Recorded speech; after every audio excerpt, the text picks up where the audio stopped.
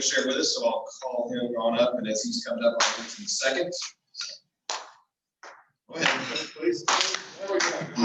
Okay.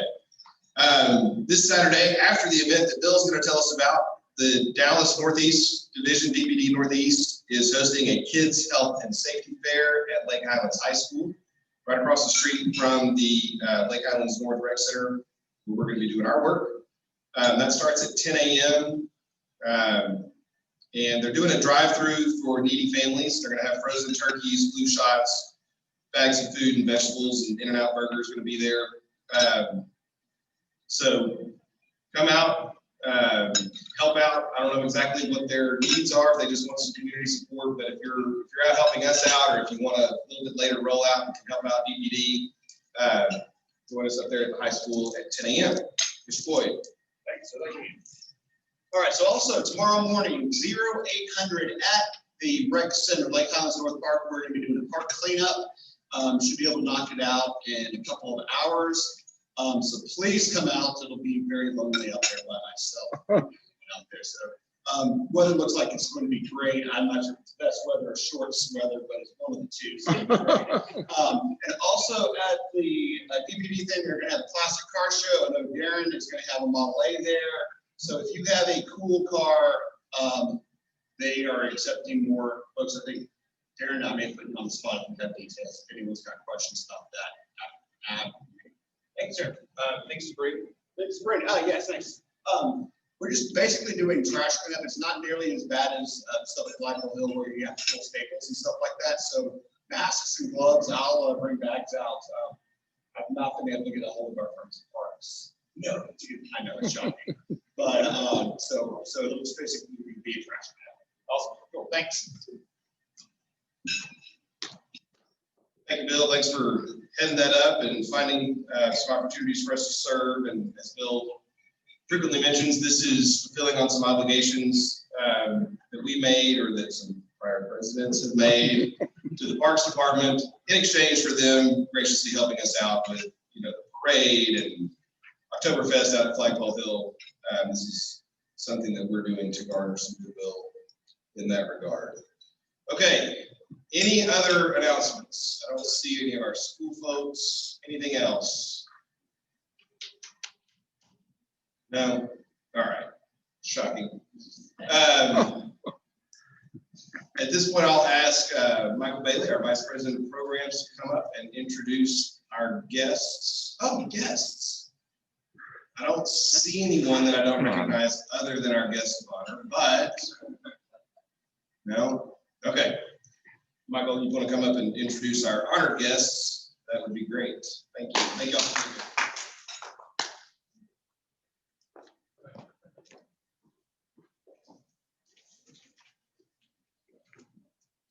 All right.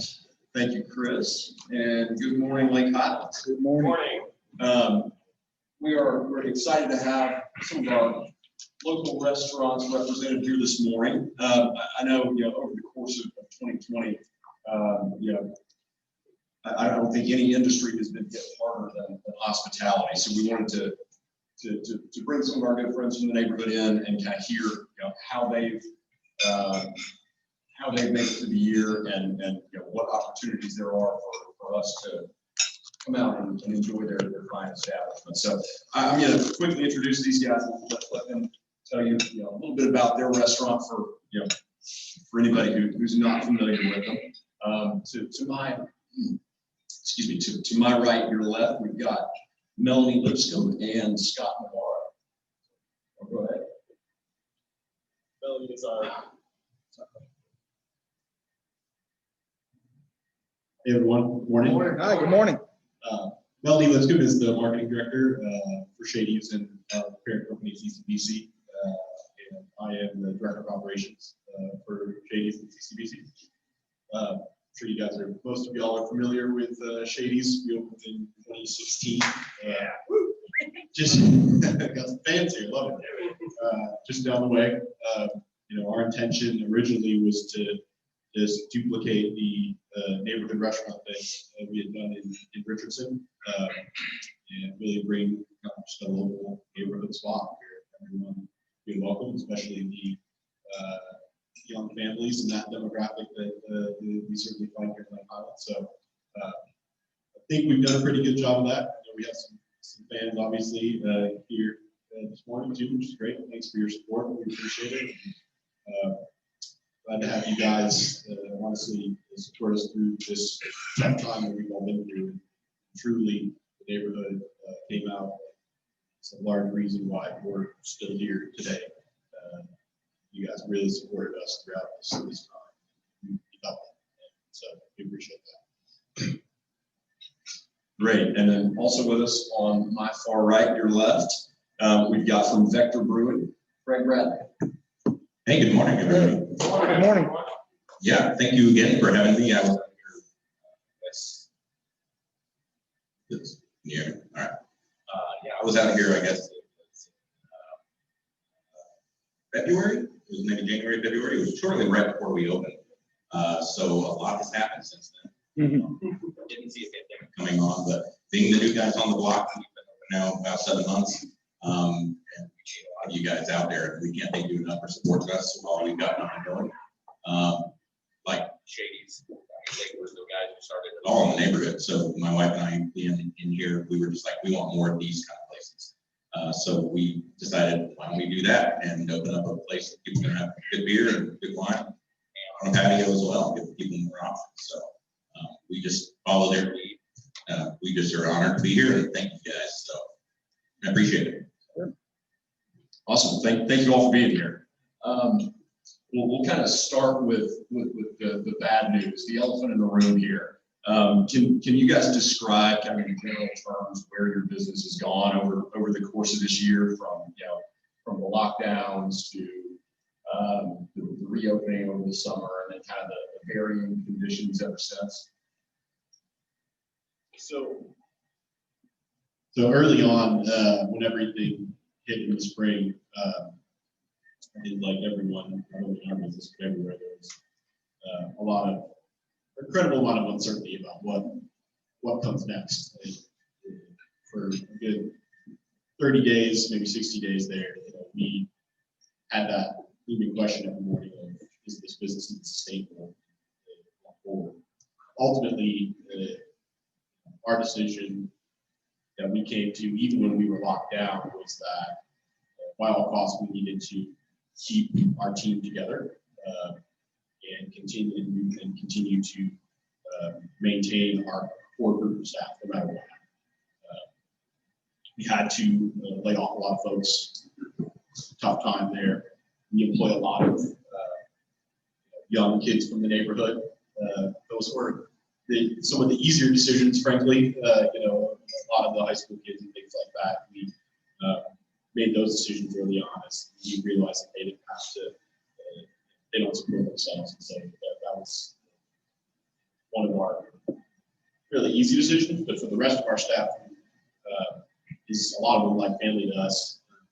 Our decision was to stick it through no matter what, and the main impetus there more than anything was just to keep our staff together, to maintain our teams. That's our restaurant is our team, and so we early on we made a plan.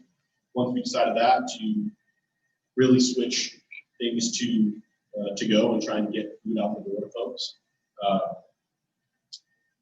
Right away, the neighborhood supported us, and that's really what kept things going from the beginning. It was hard those first few weeks, but once we got the word out and once the community understood that we were still going to be around and we were still going to try to serve food, they started to come out, and we had some hope there early on.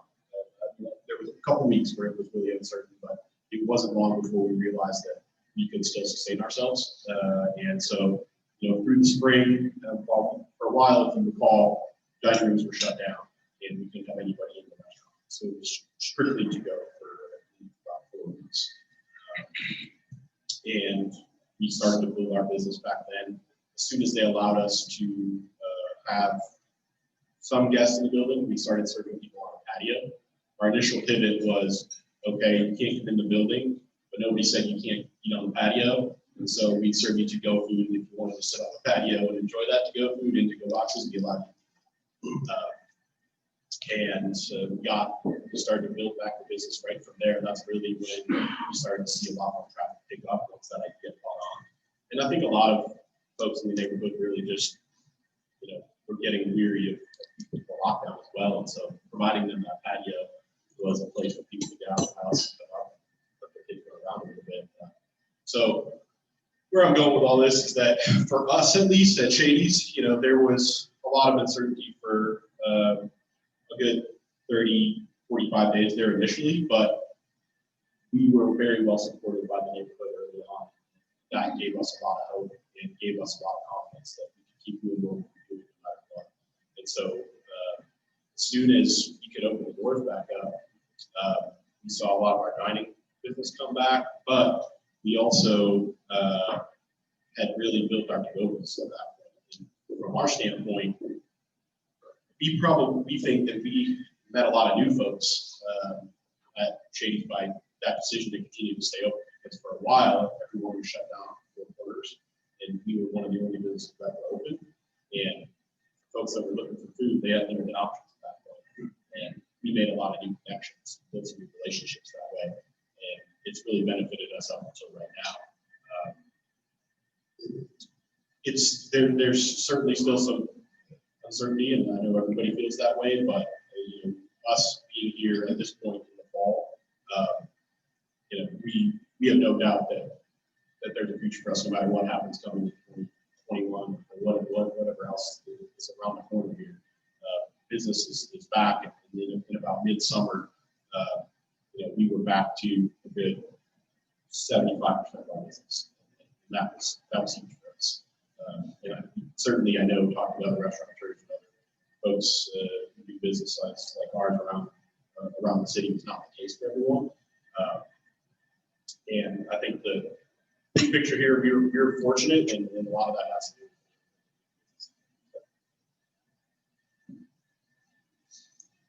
Yeah, to piggyback on what Scott said, we had incredible support from the neighborhood.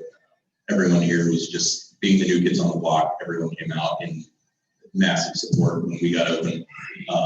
For us, it was a little different. Being new, we had no projections, no numbers that we were looking at. There was no history. So we had no layoffs. We hadn't even hired everybody. So we honestly, it was a silver lining in that we were able to staff up exactly what we needed for that time. So when we were about to open in March, all of this started hitting, and we opened our doors April 3rd. And so we just kind of worked off with a skeleton group. And all of April and May, we were doing to-go only.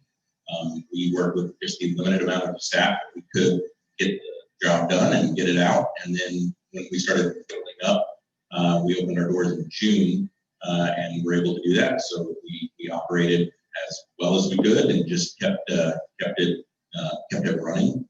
And here we are. And we were a little bit different in that a lot of other breweries and bars in Dallas were shut down. They weren't able to open. They were considered bars. There was no food. So a lot of your breweries were closed, whereas we were a kitchen. So we were one of the few breweries that was able to actually allow people to come in, sit in the tap room or sit on the patio and enjoy beer and some food. So without the food aspect, we would have been a lot of our brewery friends, our buddies over at Oak Highlands, a lot of them were hurting. They were tap rooms were shut down. Really, really tough and touch and go there. It looks like a lot of people are starting to make a comeback. So it's good in that sense. But yeah, we're just kind of taking it week to week. Okay. Can you describe, steps that you guys have taken this year to keep your staff and your patrons healthy?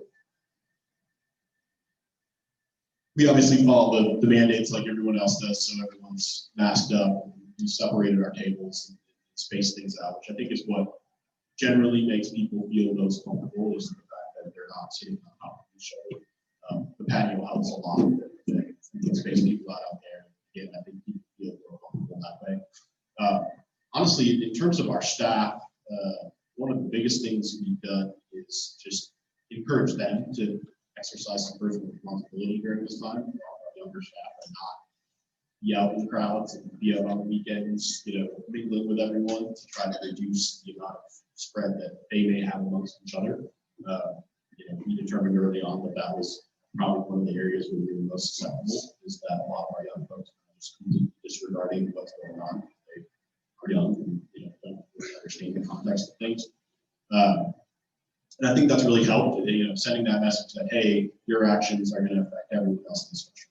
Because if a couple of y'all get sick, there's a good chance you got to shut the doors. And it's a little bit different now than it was early on, but that vulnerability was definitely there. And so that's, I think, one of the main things we've done to really help ourselves is just send that message and encourage that message on a regular basis to our staff, which is just to think about each other at this time. And because your actions affect everybody.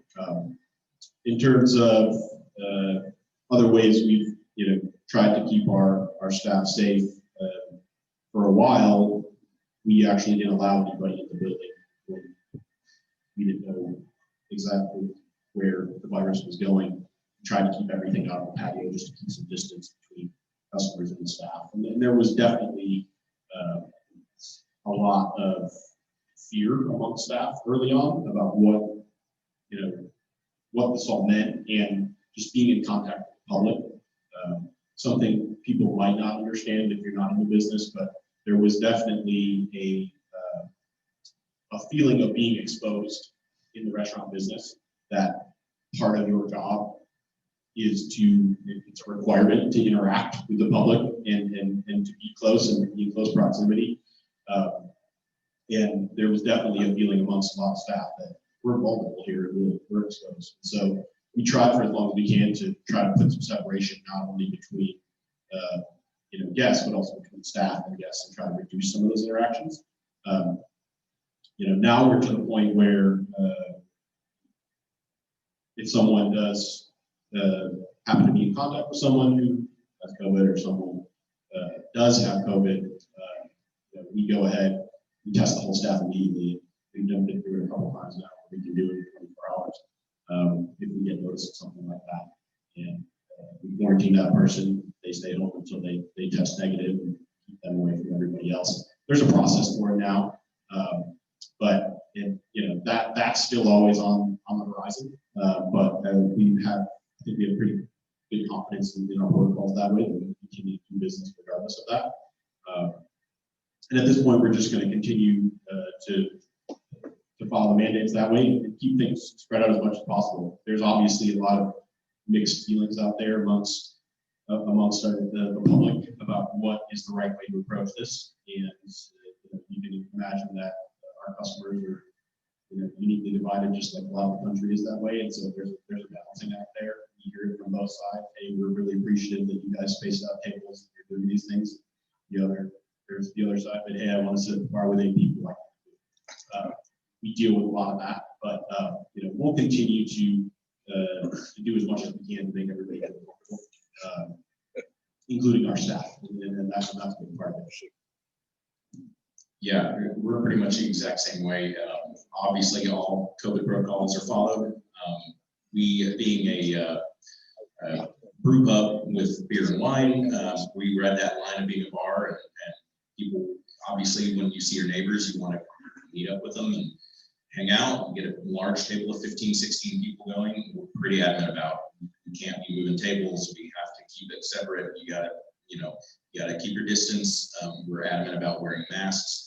Our crew has gotten called out a few times about being militant about it. I am 100% okay with that. So I am fine, because I do not want to lose my THC permit to sell and be shut down for 30 days and not pay my employees because you want to wear masks. So we are adamant about wearing masks. We take every step we can to do the right thing and to keep our crew safe. We've gone through similar scares as well. We had a crew member test back in the summer, was positive, and we had to get the entire crew tested. We were shut down for a couple days and deep cleaned and did everything. We've had scares where a crew member's roommate has had it, and so we were like, "You're not working for 2 weeks. You're quarantined." So still paid his benefits, paid him, and luckily he came back negative. I don't understand. I don't understand anything about this virus. So how you have a roommate who has it and you don't get it. But we've had some scares, but we have, like Scott was saying, it's at the beginning, we had no idea what we were doing. Now there's like a process and we've all gotten pretty good at working through it now. So, yeah. Great. How much help do you have various government programs, the SBA, lending programs, et cetera? And if you had a wish list for our representatives in DC and in Austin, what would that look like at this point? So we were able to take advantage of some of the PPP loans, which certainly did help us. The ability to be able to cover some of your fixed costs through a serious downturn was huge. It also allowed us to continue to pay and maintain that core staff for a while, much longer than we would have been able to without it. And so, we definitely benefited from that. I will say on the other side of it, the labor market has completely changed since then. I think whatever stimulus comes down the pipe next and whatever's being considered, that needs to be a huge part of it in terms of the restaurant industry. Certainly would never begrudge anyone their ability to take on unemployment if they need it. But a lot of our staff across the board and just in the restaurant industry in general has been very, very slow to come back because of their ability to be able to have unemployment, and that it hurts us. It really does. The labor market was probably the best it's ever been in the restaurant industry before this, and it's definitely changed drastically. And so I think that definitely needs to be high consideration of how that is implemented, because it affects our ability to be able to run our business. There's two sides, and if we can't have staff, we can't run our business. So definitely, I think as much as, again, well, I'll just say that we were very much helped by it. Look forward to, if there's any kind of future,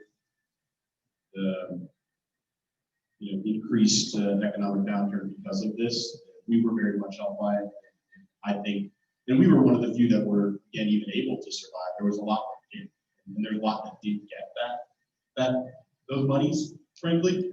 And so, taking a look at which small businesses are really getting access for that too, who's high on that priority list. I don't claim to know any of that or how to do that correctly, but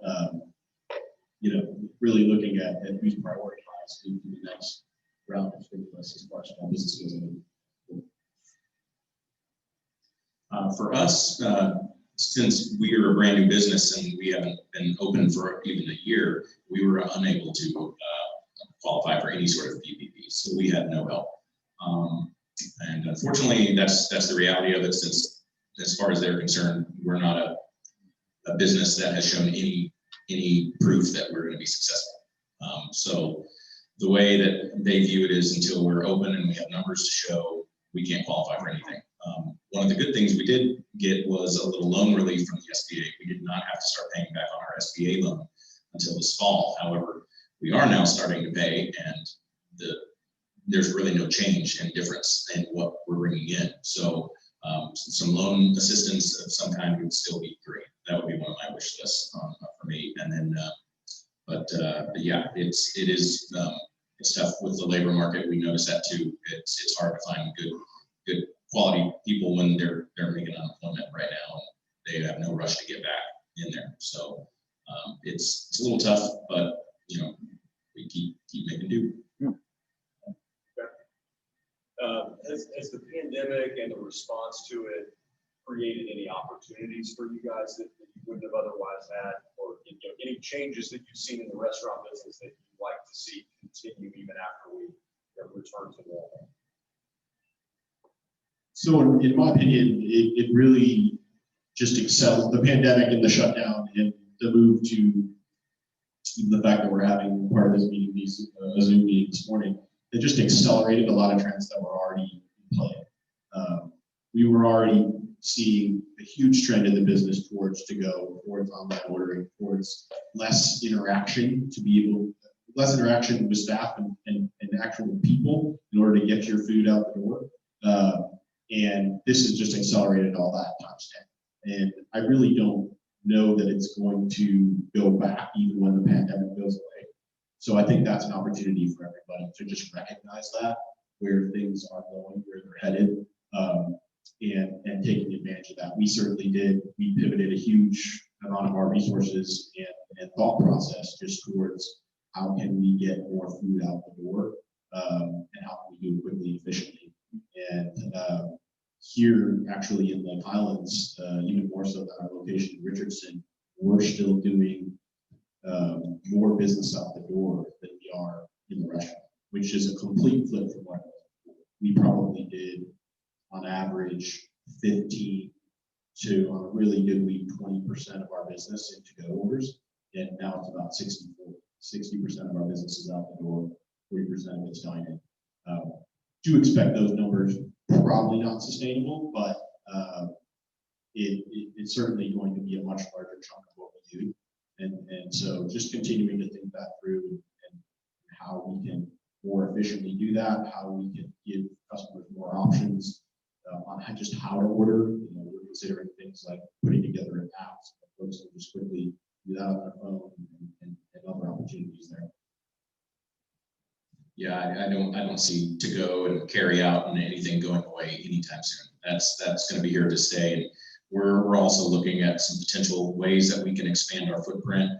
We're trying to avoid any of the third-party food delivery apps. We just don't want to start going down that road if we don't have to. But we are looking at potentially starting up our own delivery, where we'll, have a crew, a couple guys that will do about a 5-mile radius around the brewery. So that sounds like I got a yay from there. So good to hear. I'll give that feedback to the boss.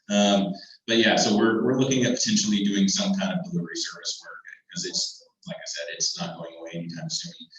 People are feeling safe at home. They want to get their food delivered there. And if we have total control over how that food gets to you and not some party that we don't know what they're doing with food after it leaves us, we would prefer that. So. Well, Melanie, I one thing. One thing we've always done it at our Shady's, is we've had spirit nights with a lot of different schools and groups within the school. So it's not just, Lake Highlands High School, it could be the Lake Highlands High School Drama Club. But we've also started including, done this for over a year now, nonprofits. So if any of y'all are involved with nonprofits, as well as schools, we'd love to have you at the restaurant. And what we do is we let you do dine-in or takeout for one evening that we choose together. And then we give 10% of the proceeds from that night back to the organization. So that has been huge during this time for us. We had a lot of organizations and schools call us and say, we know y'all are suffering in this pandemic. We'd like to do a reverse spirit night, where we tell all of our families, our volunteers, to come to your restaurant and don't give us any money back, please keep it. And that was really, really touching to see that those partnerships that we have made in the community over the last few years we've been open, where those organizations turned out and came back and helped us. So we still are continuing to do that. And honestly, we are seeing bigger turnouts in our spirit nights than we ever have. And I think there's a couple of reasons. I think one, there's not as much competition of what to go and do, because a lot of things have had to be closed down, or they're on Zoom, or maybe your kids' activities have slowed down a little bit. And two, I think people who do want to get out are looking to get out for a gathering place where they can socialize and be with people. So we've seen a great turnout in those in the past few months as well. So if any of y'all want to have a spirit night with your nonprofit or your school or organization, please call me and we'd love to have y'all. From my standpoint, one advantage that both of you have is that you have two of the best patios around. Do you guys have any plans for Shady's, maybe continued plans from prior years, to keep those open and usable through the cold weather months? Yeah, I mean, we've always seen that as an asset, especially during the winter months. So we'll try to expand that during the winter. And the simple answer there is heaters. We're going to put some of those even on our outside area, which we have heaters built into our covered patio, but we're going to bring some portable ones out to just expand that entire outside area and try to make it as hospitable as possible. from our standpoint though, because of what I had just said about to-go business and all that business going out the door, that's where we really see our opportunity in the winter is to continue that, leverage the patio, and then just continue to push that. And I think that's really the avenue for cold weather here as it comes up. Yeah, what Scott said, heaters, we're struggling with the heaters aspect. We've been getting quotes on getting heaters. They are not cheap. So we're trying to figure out a way that we can make the heaters work, being in the situation we are, where we're just trying to make it month to month, and investing in that large component. And obviously, if y'all have seen our patio, it is no roof, giant areas. We would have to enclose the entire thing. We're looking at a lot of money to try and do that. So we might, because of the pandemic and what's going on and the amount of money coming in, we may have to hold off on that this winter. And then hopefully we do have plans of doing that at some point. But if we can make it work this year, we will try.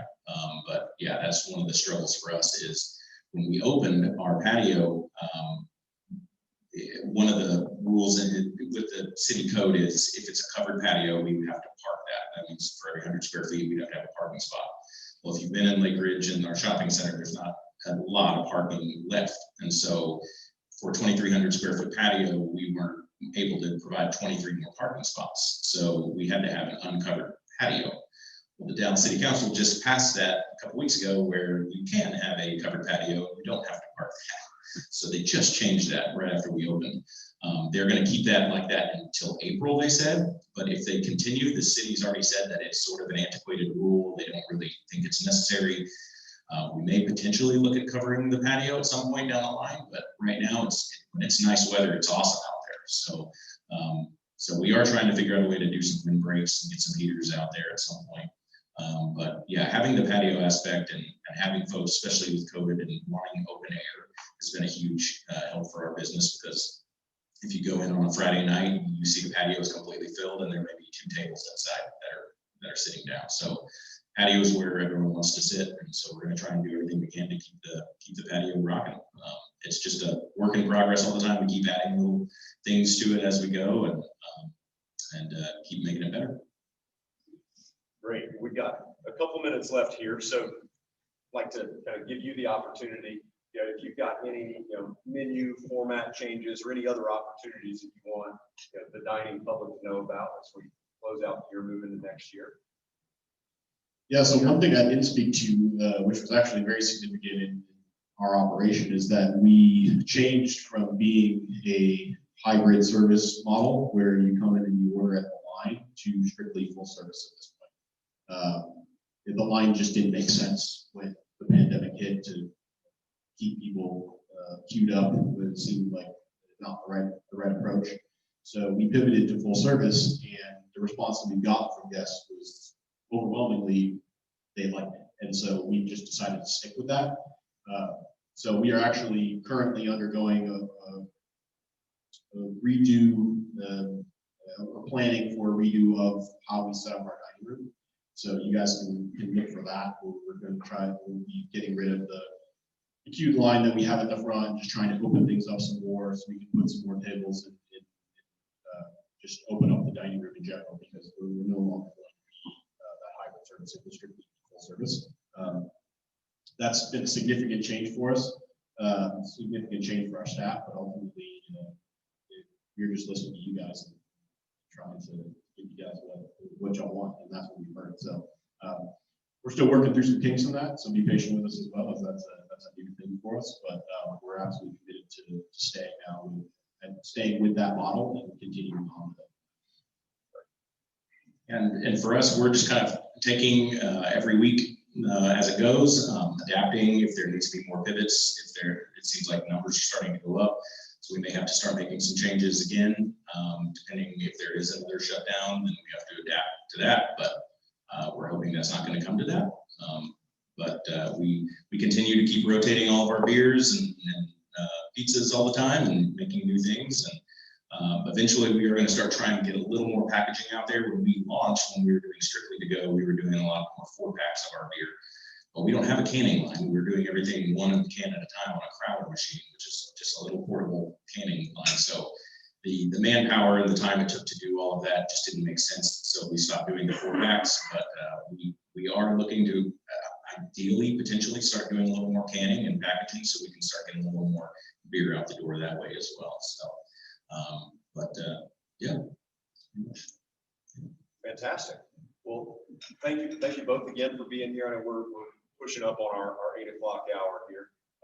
But you know, we're grateful and excited to have you guys in the neighborhood, and certainly, you know, looking to support you guys any way we can. So still patio weather out there in Dallas. So you guys get out there and visit our friends at Shady's and Becker.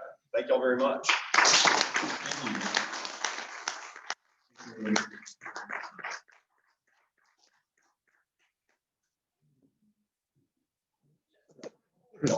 He went to get gifts.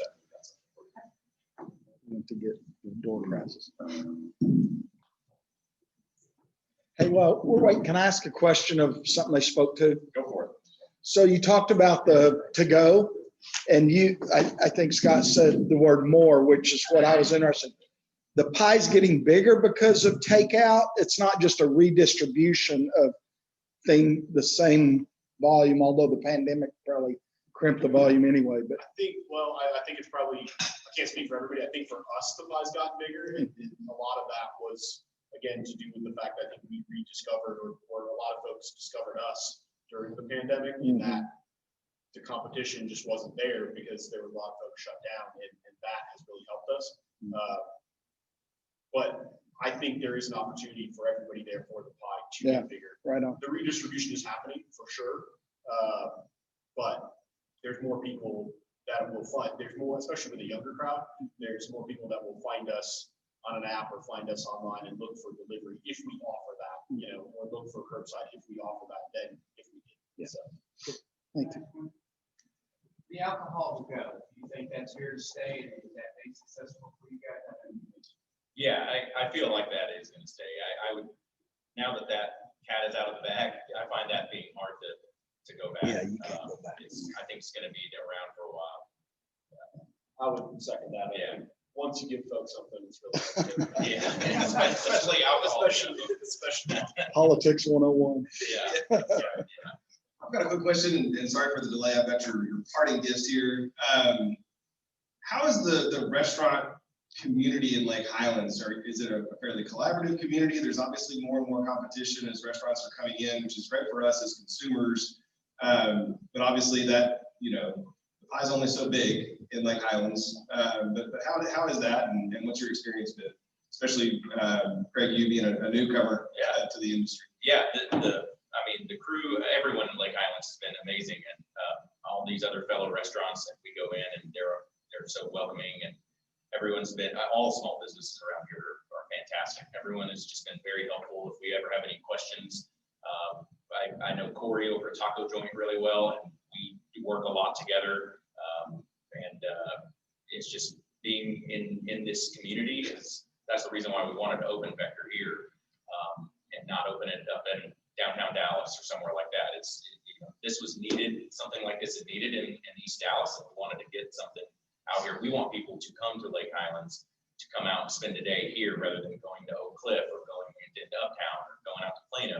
We want people coming to East Dallas and coming to Lake Highlands. I'm curious if y'all can tell if you're drawing from other areas of the city and bring people in from outside. Yeah, we do. We have a lot of like beer, a lot of beer people that are beer fans that come to us, come outside. A lot of folks are hearing about us through word of mouth and around the city and coming out our way. So Shady's. We draw a lot of folks from south of here, East Dallas, White Rock, that whole area. There's definitely a good segment of our business that comes up this way. Very good. Anybody else? All right. Well, thank you all very much for being here. Really appreciate it. Enjoy hearing kind of how things have gone during the pandemic, the shutdown, and then the ups and downs since then. We appreciate y'all being in the community and bringing good food and drinks to us on a regular basis. So thank y'all very much. Thank you.